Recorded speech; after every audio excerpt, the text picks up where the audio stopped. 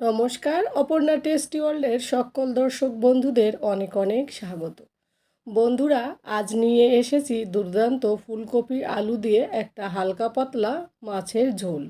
আর এই গরমের দিনে কিন্তু বেশি মশলা না খেয়ে হালকা পাতলা মাছের ঝোল খেতেই বেশ ভালো লাগে।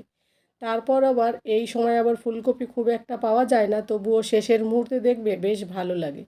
শুরু যখন হয় ফুলকপির তখনও ভালো লাগে, মাঝে একটু কেমন বোরিং লাগে, তারপর আবার যখন শেষ হয় তখন কিন্তু আরও বেশি ভালো লাগে।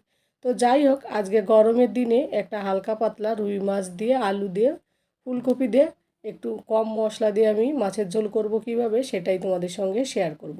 প্রথমেই বাজার থেকে যে ফুলকপিটা এনেছি সেই ফুলকপিটা আমি দেখো কেটে নিচ্ছি, আর ফুলকপিতে পোকা আছে কি না সেইগুলো ভালো করে আগে দেখে নিচ্ছি।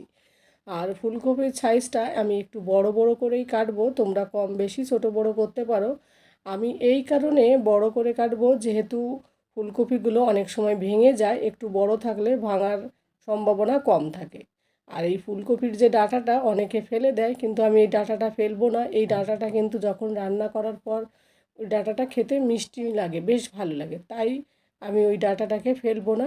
বাকি সাইডের যে ডাঁটাগুলো সেইগুলো আমি ফেলে দেবো। আর প্রত্যেকটা ফুলকপি ভালো করে দেখে নিচ্ছি যাতে কোনো পোকা কোনো কিছু না থাকে। তো যাই হোক, ফুলকপিগুলোকে আমি এই দেখো কেটে পরিষ্কার করে নিয়েছি। এবার এর সঙ্গে যে আলু দেব, যেহেতু একটা গোটা ফুলকপি আর দেবো আমি 3টে আলু, পরিমাণ তোমাদের মতো করে তোমরা দিতে পারো। আর আলুগুলোকে এইভাবে লম্বা লম্বা করে আমি কেটে নেব, যেহেতু ফুলকপিগুলো লম্বা ওই কারণে আলুগুলোকে কিন্তু লম্বা করে কেটে নেব, ডুমো করে আর কাটবো না। মাঝে মাঝে যে কোনো সবজির কাটিংয়ের ধরনটা একটু আলাদা হলে দেখতেও ভালো লাগে, খেতেও কিন্তু একটু অন্যরকম লাগে। সবসময় একই রকম জিনিস কোনো জিনিসই কিন্তু কারোরই ভালো লাগে না। তো এবার এই ফুলকপি আলুগুলোকে ভালো করে ধুয়ে নেব, ধুয়ে নিয়ে তারপর পরিষ্কার করে এসে ফিরে আসছি তোমাদের কাছে। তো বন্ধুরা, আর খুবই কম মশলায় রান্না করব কিন্তু আমি। চলো তাহলে, ধুয়ে নিয়ে এসেছি, এবার একটা কড়াইতে জল বসিয়ে দিয়েছি। আর ফুলকপি আলু সবগুলো কিন্তু আমি নিচে নিচে ফুলকপি আলু দিয়েছি, তার উপরে ফুলকপি দিয়েছি, দিয়ে সামান্য লবণ দিয়ে আমি এইভাবে ঢাকা চাপা দিয়ে 10 মিনিট না 5 মিনিটের মতো একটু ভাপ দিয়ে নেব, যাতে, যেহেতু অসময় ফুলকপি, যাতে কোনো অসুবিধা না হয়, কোনো পোকামাকড় কোনো কিছু থাকলে সেটাও বেরিয়ে যাবে, বিষাক্ত কিছু থাকলে। সেই কারণে হালকা করে একটু ভাপিয়ে নেব, নিয়ে জলটা ঝরাতে দিয়েছি। আর এই দিকে এই ফুলকপির মধ্যে যে মাছগুলো দেবো সেই মাছগুলো আমি বের করেছি, কড়াইতে দিয়েছি সর্ষের তেল গ্যাসে বসিয়ে। আর আমি মাছ নিয়েছি রুই মাছ, তোমরা যে কোনো মাছ দিয়ে করতে পারো। তো এবার সর্ষের তেলটা ভালো করে কড়াই চারি সাইডে একটু ছড়িয়ে দেবো, তাহলে মাছটা ফ্রাই করতে কিন্তু আমার সুবিধা হবে। তো এবার তেলটা গরম হলে যে মাছগুলো আমি রেখেছি সেই মাছগুলো কিন্তু একটা একটা করে আস্তে আস্তে করে বেশ লাল করে ভেজে নেব। তার আগে আমি এই কড়াইয়ের মধ্যে দিয়ে দিলাম একটু লবণ, যাতে মাছগুলো লেগে না যায়। এটা কিন্তু খুবই জরুরি বন্ধুরা। তো অনেক সময় তেল ছেটে লবণটা থাকলে ওটা কম হয়, কারণ তখন লবণটা যখন দেওয়া হয় তখন একটু যেটা হয় তারপরে কম হয়, এই কারণে লবণটা দেওয়া।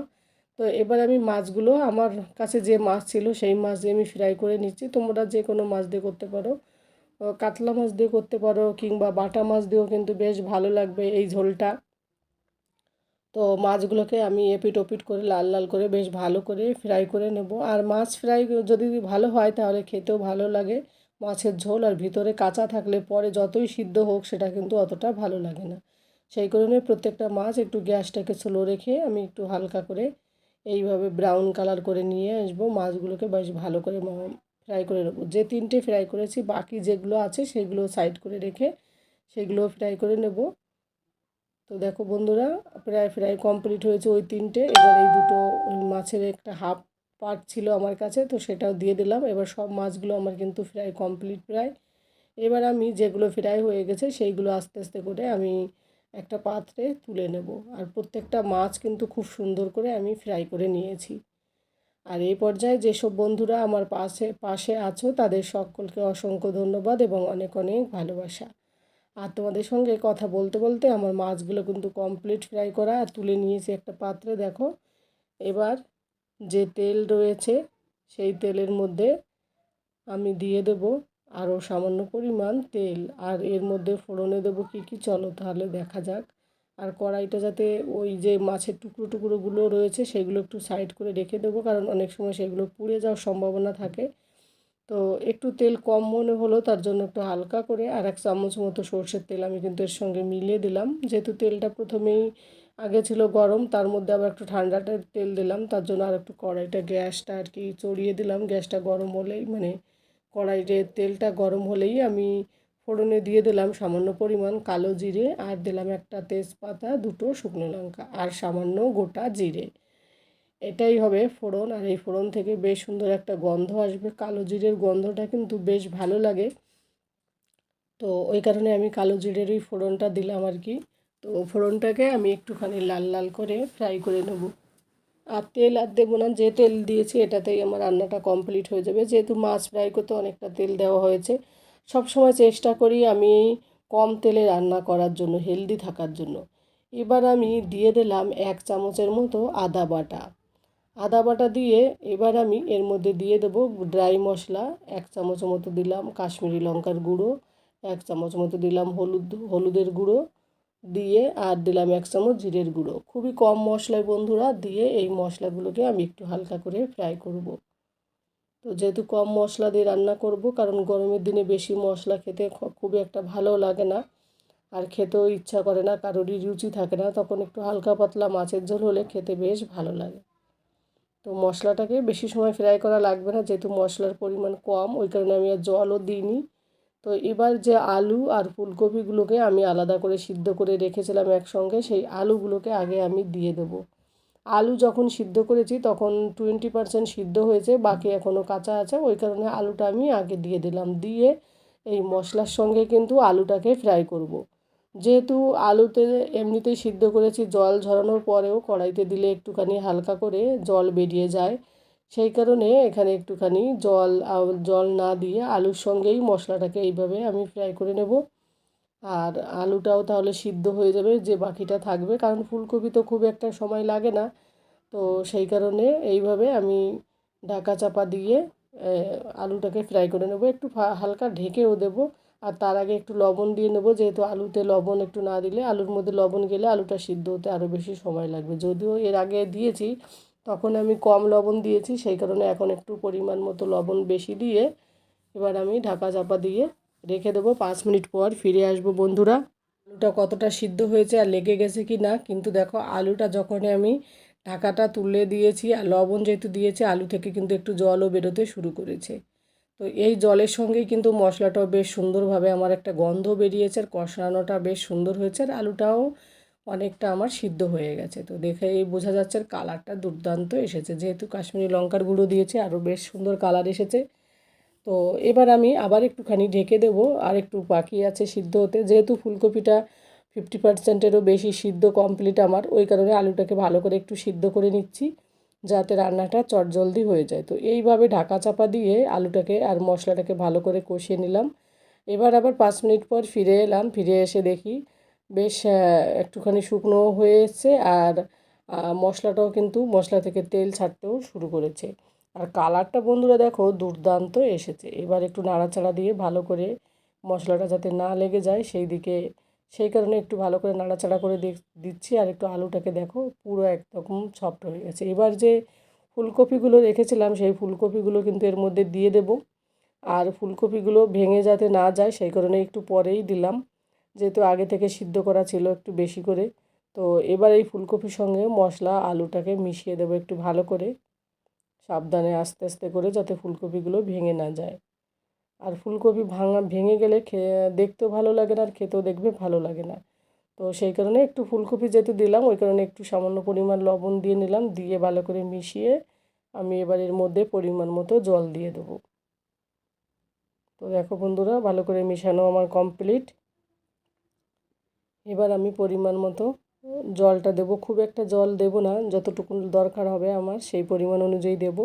আর একটু হালকা পাতলা ঝোল থাকলে খেতেও বেশ ভালো লাগে, ভাতের সঙ্গে, গরম গরম ভাতের সঙ্গে দুপুরবেলা গরমের দিনে বেশ ভালোই লাগে এরকম যদি মাছের ঝোল থাকে কম মশলা দিয়ে। রুচিকর খাবার হয়। অনেক সময় গরমে খেতেও ইচ্ছা করে না বেশি মশলা জাতীয় খাবার, তখন কিন্তু এরকম কম মশলায় রান্না করলে খেতে বেশ ভালো লাগে। তো এইভাবে ফুলকপি আর আলুটাকে আমি 5 মিনিটের মতো নাড়াচাড়া দিয়ে এইভাবে ঢাকা না দিয়েই একটু ফ্রাই করে নিলাম। এবার এর মধ্যে আমি জল দিয়ে দিচ্ছি, দিয়ে তারপর আমি ঢাকা চাপা দিয়ে দেবো। আর এই পর্যায়ে যারা যারা ভিডিওটি দেখছো, যারা লাইক করোনি তারা প্লিজ একটা লাইক করে দিও। তোমাদের একটা লাইক, একটা কমেন্ট আমাকে পরবর্তী রেসিপি বানাতে অনেকটা উৎসাহিত করে। তোমাদের কমেন্ট পড়তে তো ভীষণ ভালো লাগে। আর যারা যারা আমাকে এতদিন ধরে সাপোর্ট করছো তাদের সবাইকে অসংখ্য ধন্যবাদ এবং অনেক অনেক ভালোবাসা এভাবে আমার পাশে থাকার জন্য। আর রেসিপিটি যদি ভালো লাগে দেখার পর, সম্পূর্ণ দেখার পর বন্ধুরা অবশ্যই বাড়িতে আমার মতো এইভাবে একেবারে কম মশলা, শুধুমাত্র আদা বাটা আর একটুখানি জিরের গুঁড়ো দিয়েই কিন্তু রান্নাটা করলাম। যদি ভালো লাগে তোমরাও বাড়িতে একবার হলেও ট্রাই করতে পারো। আশা করি সবাই কিন্তু খাবে। অনেক সময় কম মশলা দিলেও কিন্তু ভালো লাগে, শুধু তেল আর মশলা বেশি দিলে কিন্তু কোনো রান্না ভালো হয় না। তো যাই হোক, একদম স্বাস্থ্যকর রেসিপি বন্ধুরা। তো ঢাকাটা তুলে দিয়ে দিলাম আমি 5 মিনিট পর। ঢাকনাটা তুলে এবার আমি মাছগুলোকে দিয়ে দেবো। যেহেতু সবজিগুলো আগে থেকেই আমার সিদ্ধ আছে, তো যেহেতু 5 মিনিট রেখেছি, বাকি তো সিদ্ধ আমার কমপ্লিট। এবার আরও 5 মিনিট এইভাবে মাছ দিয়ে একটুখানি ঢাকা দিয়ে রেখে দেবো। আর মাছগুলো একটু নিচে দিয়ে ডুবিয়ে দেবো, যাতে মাছের যে তেলটা যেটা থাকে আর কি, সেটা যাতে সবজির সঙ্গেই মিশে যায়। আর বেশি নাড়াচাড়া দেওয়া যাবে না, যেহেতু মাছটা দেওয়া হয়েছে, তো সেই কারণে মাছটা একটু হালকা করে নিচে ডুবিয়ে দেবো আমি। তো দেখো ডুবিয়ে দিচ্ছি। এবার আমি এইটাকে একটু, গ্যাসটাকে একটু এবার হাই ফ্লেমে রেখে দেবো।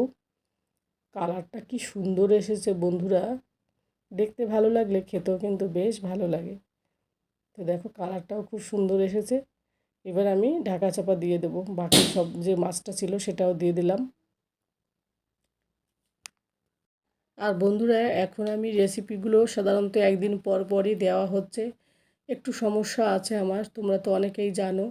তো আমি ঢাকনাটা দেওয়ার আগে একটুখানি দেখছিলাম আবার আলুটা কতটা সফট হয়েছে। পুরো সফট হয়েছে। দুটো তিনটে আলু আমি এইভাবে গ্রেভিটাকে যাতে গাঢ় হয় সেই কারণে একটুখানি ভেঙে দেবো, যেহেতু মশলা দিইনি বেশি। মশলা দিলে কি হয়, মশলার গ্রেভিতেই কিন্তু গ্রেভিটা গাঢ় টাইপের হয়ে যায়। আমি কম মশলা দিই শুধু, আর তার জন্য আলু কিছু দুটো একটা আলু কিন্তু আমি এইভাবেই বেশিরভাগই সবজি রান্না করতে গিয়ে এইভাবে একটু ভেঙে দেওয়ার চেষ্টা করি, যাতে মশলা কম খাওয়া লাগে। তো ফুলকপিটাও দেখছি সিদ্ধ হয়ে গেছে। তো তাও একটুখানি আমি নাড়াচাড়া দিয়ে ভালো করে মিশিয়ে দিলাম সমস্ত সবজি। আর গ্যাসটা হাই ফ্লেমে রেখে দিয়েছি। দিয়ে গ্যাসে যখন জাল উঠলো সবজিটা এবার, তখন আমি ঢাকা চাপা দিয়ে রেখে দেবো। 5 মিনিটের মতো রেখে দেবো, বেশি সময় রাখবো না, কারণ সবজিটা অনেকটা বেশি হয়ে গেছে এখন মনে হচ্ছে। ঢাকনাটা ছোট, তো এই কারণে আর বেশি সময় ঢেকে কোনো লাভ নেই। তো এবার 5 মিনিট পর ফিরে এসে ঢাকনাটা আবার তুলে দিলাম। এবার কিন্তু আমার রান্নাটা প্রায় বন্ধুরা কমপ্লিট হয়ে এসেছে। তো লঙ্কা তোমাদের টেস্ট অনুযায়ী তোমরা দিতে পারো। আমি দুটো শুকনো লঙ্কা শুধুমাত্র ফোড়ন দিয়েছি, আর কোনো লঙ্কা দিইনি, কাঁচা লঙ্কা।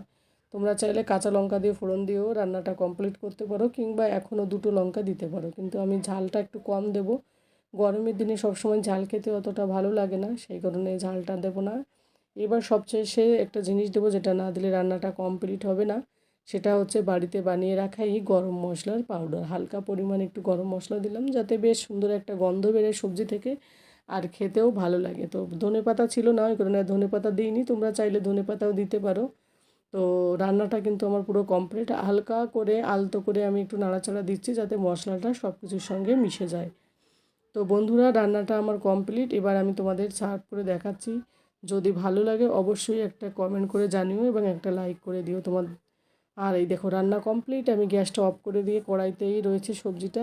তো দেখো কত সুন্দর কালার এসছে, দেখতে যতটা সুন্দর খেতেও কিন্তু ততটাই সুন্দর হয়েছিল। তো বন্ধুরা আজকের রেসিপিটি এখানেই শেষ করছি। যে যেখান থেকে যে দেখেছো সবাইকে অসংখ্য ধন্যবাদ এবং অনেক অনেক ভালোবাসা। সবাই ভালো থাকো, সুস্থ থাকো এবং সাবধানে থাকো। দেখা হবে অন্য কোনো দিন অন্য কোনো রেসিপিতে। আজকের মাছের ঝোলের রেসিপিটা এখানেই শেষ করছি। Tata, bye bye.